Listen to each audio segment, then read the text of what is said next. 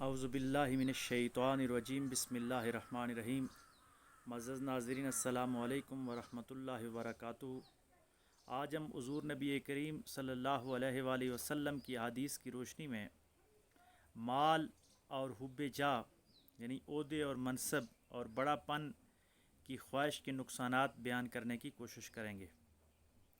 میرے کریم آقا صلی اللہ علیہ وآلہ وسلم کی حدیث کا مفہوم ہے، یہ حدیث ترمذی شریف میں نقل ہے کہ حضور علیہ السلام نے فرمایا کہ دو بھوکے بھیڑیے اگر بکریوں کے ریوڑ میں چھوڑ دیے جائیں تو وہ اتنا نقصان نہیں کریں گے جتنا نقصان انسان کے اندر مال کی محبت اور حب جاہ انسان کے دین کو نقصان پہنچاتی ہے۔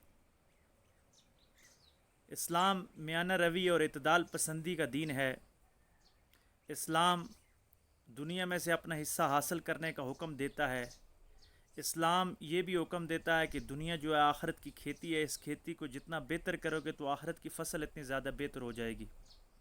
لیکن اسلام شدت پسندی کے ساتھ اور انتہا پسندی کے ساتھ دنیا کے ساتھ محبت کرنے سے منع کرتا ہے۔ اسلام دنیا کو منزل نہیں قرار دیتا۔ اسلام دنیا کو سفر، ایک راستہ کی جو سہولتیں ہوتی ہیں ان کے طور پہ استعمال کرتا ہے۔ اسلام کا جو مدعا اور مقصد ہے وہ آخرت ہے اور وہ جنت ہے اور وہ اللہ کی رضا ہے۔ اسلام انسان کو یہ پیغام دیتا ہے کہ یہ دار الفنا ہے، دار البقا نہیں ہے۔ تو فانی چیز سے محبت کرنا اسلام کا دستور نہیں ہے اور اسلام کی منشا نہیں ہے۔ اسلام باقی چیز سے محبت کرنے کا درس دیتا ہے۔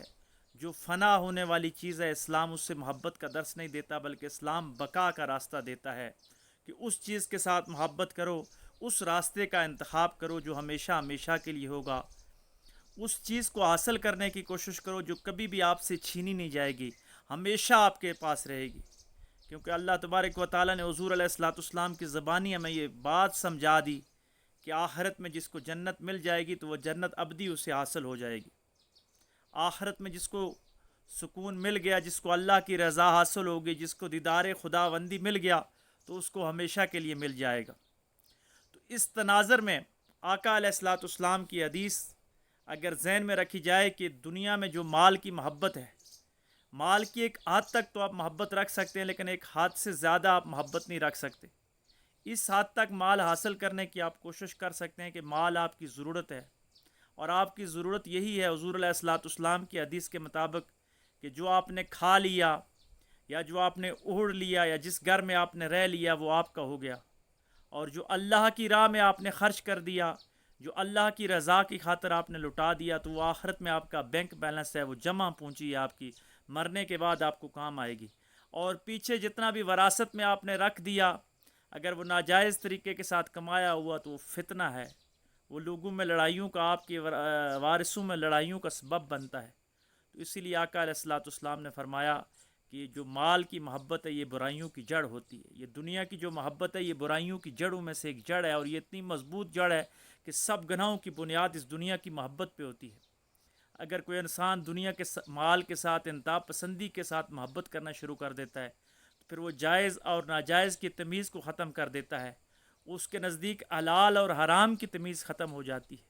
اور دنیا کی محبت کا اگر کسی کا پیمانہ دیکھنا ہو کہ کون سی دنیا کی محبت جائز ہے اور کون سی ناجائز ہے، تو جو انسان حرام ذرائع کے ذریعے دنیا حاصل کرنے کی کوشش کرتا ہے، کسی کا حق مار کر وہ دنیا حاصل کرنے کی کوشش کرتا ہے، حرام مال کھا کر اپنی اولاد کی پرورش کرنا چاہتا ہے، حرام مال سے اپنے گھر کو آراستہ کرنا چاہتا ہے، تو سمجھ لیں کہ اس کی جو دنیا کی محبت ہے وہ انتہا پسندی کو چھو رہی ہے۔ یہ وہی محبت ہے جس طرح بھوکے بھیڑیے بکریوں کے ریوڑ کو اتنا نقصان نہیں پہنچاتے، یہ اس کی جو ناجائز محبت ہے دنیا کے ساتھ یہ اس کو اس حد تک گمراہ کر دیتی ہے کہ اس کے دین کی ستیہ ناش کر کے رکھ دیتی ہے۔ اور دوسری محبت جو حب جاہ کی محبت ہے، جو عہدے اور منصب کی محبت ہے، عہدہ اس لیے حاصل کرنا کہ میری جاہ و جلال میں اضافہ ہوگا، میری عظمت و بڑائی ہوگی، تو یاد رکھنا عظمت و بڑائی صرف اللہ کی ذات کے لیے۔ اللہ کہتا ہے کہ تکبر میری چادر ہے، جو اس کو پکڑنا چاہتا ہے میں اس کو ذلیل و رسوا کر کے رکھ دیتا ہوں۔ اللہ تبارک و تعالیٰ کو عاجزی پسند ہے۔ اگر آپ کوئی عہدہ حاصل کرنا چاہتے ہیں تو اسلامی اصولوں کے مطابق عہدہ جو ہوتا ہے وہ مسلمان کی بہت بڑی ذمہ داری ہوتی ہے. وہ اس کو ایک بڑا بوجھ سمجھ کے، ایک فرض سمجھ کے نبھانے کی کوشش کرتا ہے اور لوگوں کے حقوق کا خیال کرتا ہے. اسلام جن کو عہدے دیتا ہے تو وہ اگر ممبر پہ چڑھ کر خلیفہ دوم حضرت عمر رضی اللہ تعالی عنہ بھی کھڑے ہوتے ہیں تو دوسری چادر کا سوال ہوتا ہے. پیچھے سے صحابہ پوچھتے ہیں کہ آپ کے تن پہ جو دوسری چادر آئی ہے یہ کہاں سے آئی؟ مال غنیمت میں تو سب کے حصے میں ایک ایک چادر آئی. تو حضرت عمر اپنی عوام کے سامنے جواب دہ ہوتے ہیں اور حضرت عمر فرماتے ہیں کہ اگر دریائے فرات کے کنارے بھوکا کتا بھی مر گیا تو قیامت کے دن عمر سے پوچھا جائے گا. تو یہ اس طرح کا عہدہ جو لوگ حاصل کرتے ہیں وہ آخرت کے لیے عہدہ حاصل کرتے ہیں.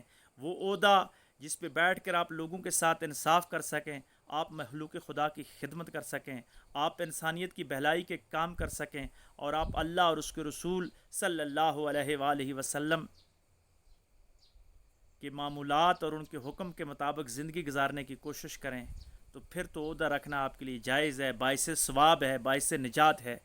لیکن مانگ کر عہدہ یا طلب کر کے، خواہش کر کے عہدہ حاصل کرنا اور پھر اس عہدے کا ناجائز استعمال کرنا، لوگوں پہ ظلم کرنا، لوگوں سے رشوت لینا یا لوگوں پہ اتنا ظلم ڈھانا، وہ عہدہ آپ کے لیے، آپ کی زبان کے لیے، آپ کے دین کے لیے اور آپ کی آخرت کے لیے تباہ کن ثابت ہوگا. اس عہدے کی وجہ سے کہیں ایسا نہ ہو کہ آپ دوزخ کی گہرائیوں میں چلے جائیں. اس لیے اللہ تبارک و تعالیٰ سے دعا کرنی چاہیے ہمیشہ کہ اللہ تبارک و تعالیٰ ہمیں دنیا کے ساتھ اتنی محبت کرنے کی توفیق عطا فرمائے کہ یہ دنیا آخرت کی کھیتی بن جائے. دنیا کے ساتھ ہم اس طرح رہیں جس طرح آقا علیہ الصلوۃ والسلام نے فرمایا کہ ایک مسافر جتنی زیادہ راہ رکھ کے رہتا ہے.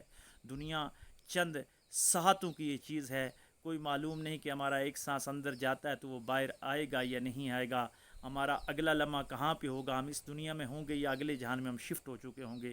تو دنیا کے ساتھ اتنی محبت کیجئے جتنا یہاں پہ رہنا ہے، اور آخرت کے ساتھ اتنی محبت کیجئے جتنا آخرت کے ساتھ ہم نے ٹائم گزارنا ہے، کیونکہ وہ ہمیشہ کی زندگی ہے.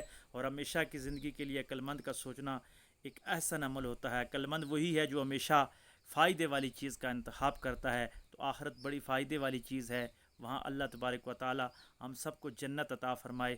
دعا کریں کہ اللہ تبارک و تعالی اس دنیا کو اس حال کے ساتھ ہمیں گزارنے کی توفیق عطا فرمائے کہ یہ دنیا آخرت کی کھیتی بن جائیں. دنیا کی ناجائز محبتوں سے ہمیں بچائے، دنیا کی لذتوں سے، ناجائز لذتوں سے ہمیں محفوظ فرمائے. اللہ تبارک و تعالی اپنے حبیب علیہ الصلوۃ والسلام کے صدقے ہمارے گناہوں کو معاف فرمائے اور خیر کی باتوں کو ہمیشہ ہمیں آگے پھیلانے کی توفیق عطا فرمائے، اور شر سے خود بھی بچنے اور دوسروں کو بھی بچانے کی توفیق عطا فرمائے. وآخر دعوانا ان الحمد للہ رب العالمین.